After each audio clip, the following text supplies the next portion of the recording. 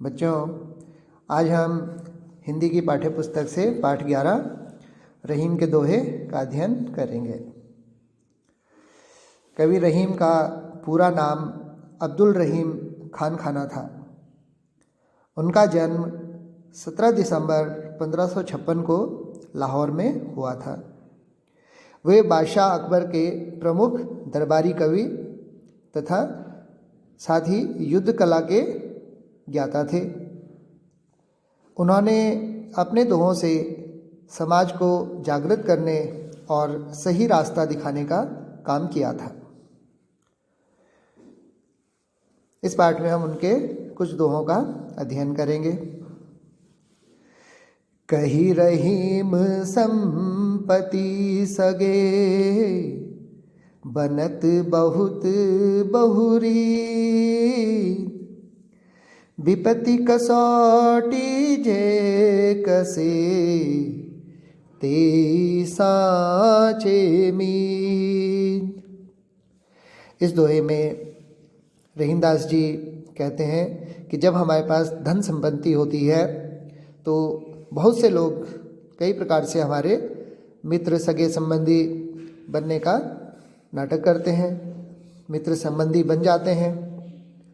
किंतु विपत्ति आने पर जो हमारी सहायता करता है, जो हमारी सहायता के लिए अपना हाथ बढ़ाता है, वही हमारा सच्चा मित्र होता है।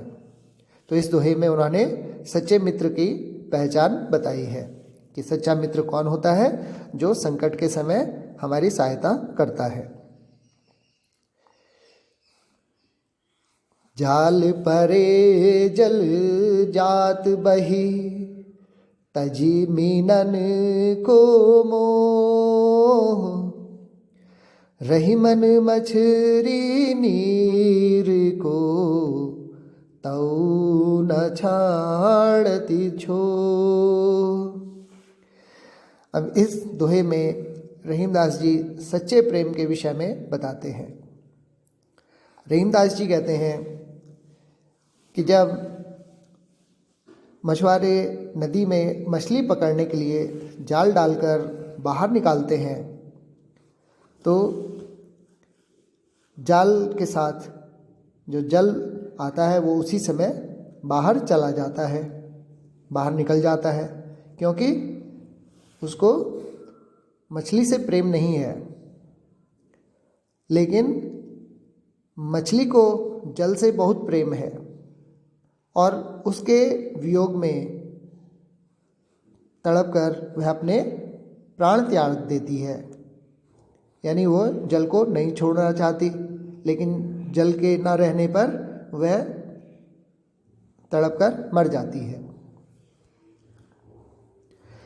तरुअर फल नहीं खात है, सरवर पियत न पान, कही रहीम पर काज हित, संपत्ति संचहि सुजान। अब इस दोहे में रहीमदास जी परोपकार के विषय में बात करते हैं। वो कहते हैं कि जिस प्रकार तरुवर यानी वृक्ष, पेड़ अपने फल स्वयं नहीं खाते हैं, दूसरों के लिए देते हैं।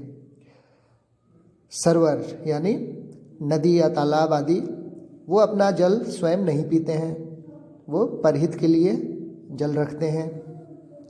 इसी प्रकार रहीमदास कहते हैं कि जो सज्जन व्यक्ति होते हैं वो धन संपत्ति का संचय इसलिए करते हैं ताकि उससे वो दूसरों का हित कर सके, दूसरों की भलाई कर सके। यानी वो अपनी संचित धन संपत्ति को स्वयं के लिए ही उपयोग नहीं करते, बल्कि दूसरों की सहायता के लिए, दूसरों की भलाई करने के लिए भी उस धन संपत्ति का प्रयोग करते हैं।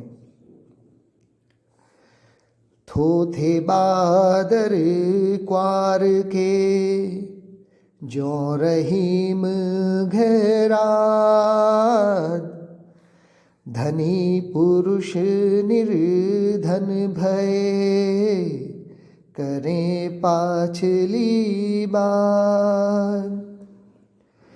अब रहीमदास जी कहते हैं कि जिस प्रकार क्वार के बादल, क्वार यानी जो आश्विन का महीना होता है, जो सितंबर अक्टूबर का महीना होता है, तो क्वार के महीने में जब बादल आते हैं तो वो केवल गरजते हैं, वो बरसते नहीं हैं। इसी प्रकार जब कोई अमीर व्यक्ति, कोई धनी व्यक्ति निर्धन हो जाता है तो वो अपने पिछले समय की बातें ही करता रहता है, जिनका कोई अर्थ नहीं होता, जिनका कोई मोल नहीं होता है, यानी वो निरर्थक बात होती है, उससे वो सिर्फ अपने को ही भरमाता रहता है।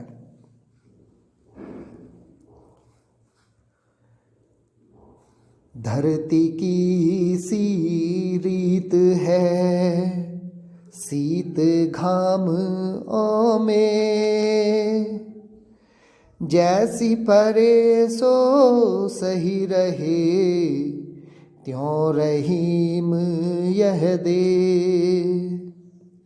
अब इस दोहे में रहीमदास जी हमारे शरीर की सहनशीलता, उसकी सहन शक्ति की तुलना पृथ्वी से करते हैं, धरती से करते हैं। तो रहीमदास जी कहते हैं कि जैसे धरती की रीत है, यानी जिस प्रकार धरती शीत, यानी इसमें 3 शब्द आए हैं, शीत, घाम और मेह।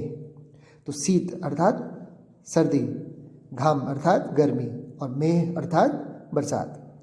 कि जिस प्रकार धरती सर्दी, गर्मी और बरसात को अपने ऊपर सह लेती है, उसी प्रकार मनुष्य की यह देह भी है जो जीवन में आने वाले सुख दुख आदि मौसमों को सह लेती है, उनको सहन कर लेती है। तो इस प्रकार वो शरीर की सहन शक्ति के विषय में बताते हैं। तो इन दोहों के द्वारा हमने देखा कि किस प्रकार रहीमदास जी लोगों को सही मार्ग पर चलने और उच्च आचरण रखने की प्रेरणा देते हैं।